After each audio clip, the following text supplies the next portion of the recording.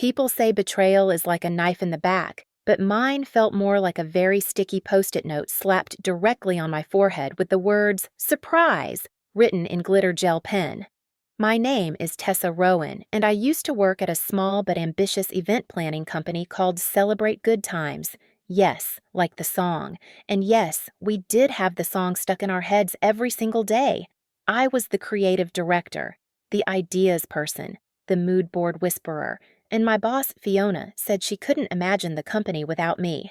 She imagined it anyway. It all started with a pitch. Everbright Hotels was looking for a full rebrand of their seasonal events. They wanted a signature experience, something immersive, joyful, and shareable. Fiona told me, "Tessa, we need something unforgettable. Think big, think magical, think balloons, but like profound." I thought for 2 weeks straight. I walked, I sketched, I put way too many inspirational quotes on sticky notes. Finally, I created a concept called Wonder Nights, a multisensory themed walk-through event series tailored to each Everbright location. Light tunnels, interactive displays, a wish wall, the works. Fiona loved it so much she hugged me. She is not a hugging person. That was my first warning sign. My second warning sign was that Fiona insisted on presenting the deck herself so she could really sell it. My third was when she flew to the meeting alone. The fourth was when she returned saying, "They liked the concept, but they're not ready. Keep it quiet for now," while avoiding eye contact like the concept owed her money. I wanted to believe her. I really did, but something felt off. Then came the email. Not to me. To the entire company. Thrilled to announce Celebrate Good Times has secured the Everbright contract with Fiona's visionary concept, Wonder Nights. Fiona's. Concept. Fiona's. My right eye twitched so hard I briefly saw the future. Beneath the announcement was a photo, Fiona shaking hands with the Everbright CEO, Fiona holding my mood board, Fiona grinning in front of my diagrams. My friend and coworker Zoe slid into my office, eyes huge. Did she seriously? "Oh, yes," I said. "She stole Wonder Nights?" I spent the weekend watching baking shows and identifying with the eliminated contestants. Then I did what any reasonable person would do after betrayal by glitter-covered Post-it note. I opened a folder named Just in Case Fiona Tries Something. Because here's the thing. I trust people. I do. I just also trust documentation. Inside the folder were all my initial sketches, time-stamped drafts, email threads showing Fiona telling me to refine my original concept, and, this is key, a video of me explaining the idea out loud during a late brainstorming session while Fiona filmed me for reference. It included her saying on camera, "This is brilliant, Tessa. Your vision is going to land us the Everbright deal." Sweet, sweet foreshadowing. But I didn't want public drama. I didn't want to ruin the company. I wanted fairness, credit, balance. So I began Operation Wonder Recall. Step 1. Research Everbright. I learned they were deeply committed to ethical business partnerships. They had a whole page about creative rights and transparency. Step 2. Ask a gentle question. I emailed Everbright's events director.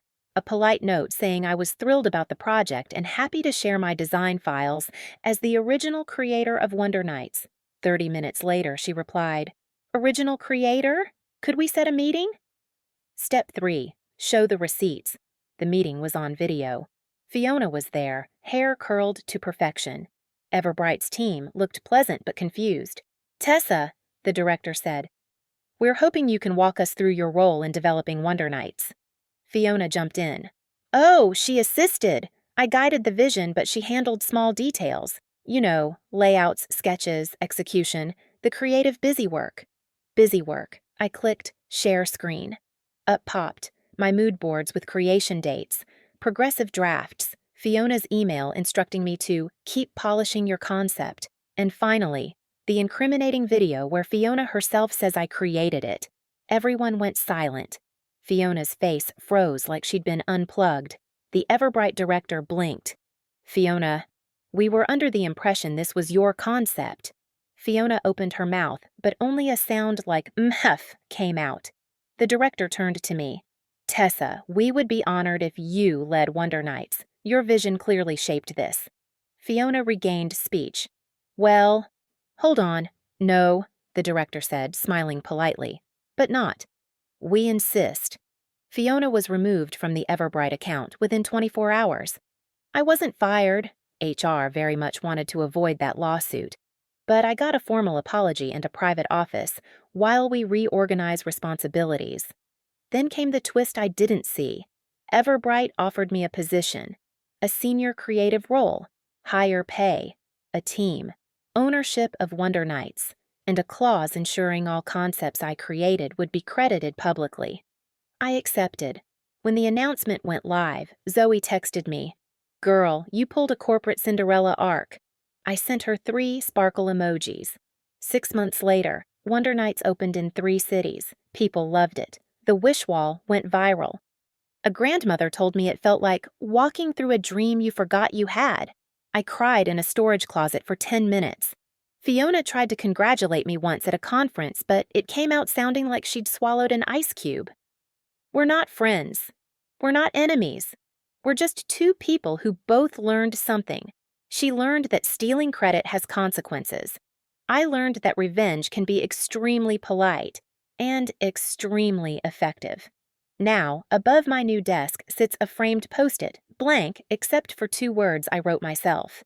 Document everything.